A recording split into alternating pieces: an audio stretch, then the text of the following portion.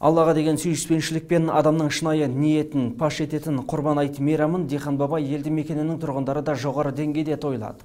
Таң атысымен-ақ Алла үйіне келіп, бір сапта тұрып құлшылық жасаған қауым ел амандығы мен жұрт тыныштығын тіледі. Ал туған жердің түтінін түтетіп, бірліктің озық үлгісін көрсетіп жүрген 1991 жылы туылған ер азаматтар болса құрбандық шалып, мешітке келушілерге мерекелік дастархан жайда. Ерекше сән салтанатымен өткен мереке жайында толығырақ Халима Мақсатқызының сюжетінде.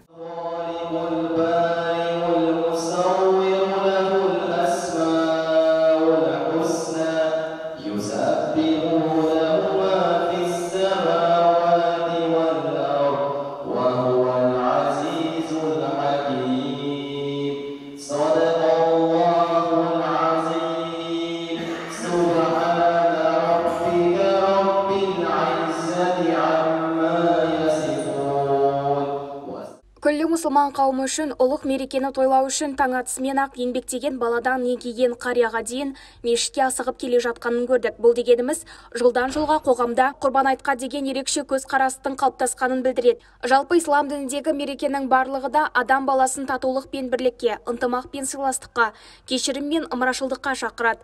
Бүгінгі Дихан Баба ауылында ұйымдастырылған шараның басты мақсаты да дәл осындай. Дін мен дәстүр сабақтаса отырып, Алланың жолында қандай жақсылық амал жасады, оның ешқандай аз болмайтындығын көрсету мақсаты. Оның ең бір мақсаты осы татулық пен бірлік. Яғни ұмыт баратқан осы айт мерекелерді, құрмет мерекелерін қайттан жадымызға салып, үлкен апаларымызды, ақжауыт аналарымызды шақырып, аталарымызды шақырып, бата алып, осы жастар осы мерекені мерекелеп сезінсін деп, Алла қаласа мына іс-шаралар болды, дастархандар жайылып жатыр.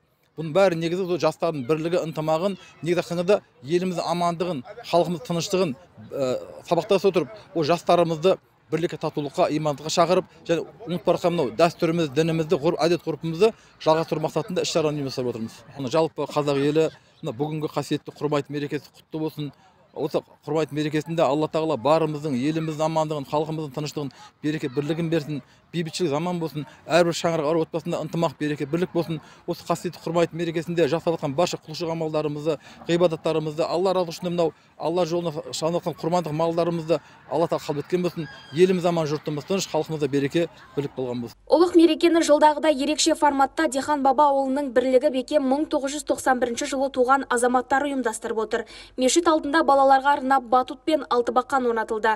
Онан бөлек мінәжат етуге келген бұқара үшін қазақтың ұлттық ойындарынан атап айтқанда гір тасын көтеру, арқан тартыс, асық ату, күрес, ләңгі тебуден де сайыстар ұйымдастырылды. Осылайша Дихан бабалықтар мұсылман қауымы үшін атаулы мейрамды бар сән салтанатымен қарсы алды. Сарыағаш ауданы Дихан Баба ауылының 1991 жылғы туылған жігіттері және де сол жігіттердің келіншектері ұйымдасқан түрде жылдан жылға жастарға өнеге болсын деп Құрбан айт мерекесін мереке ретінде тойлау мақсатында біз осы іс-шараны ұйымдастырып отырмыз. Ауылдың имамы атсалысып, сол кісі басқасында жүріп осы шараны ұйымдастырды. Кіріп келген Құрбан айт мерекесі барша қазақстандықтарға құтты болсын, Құдай қаласа. Құрбан айттан аман есен айтқа жете берейік.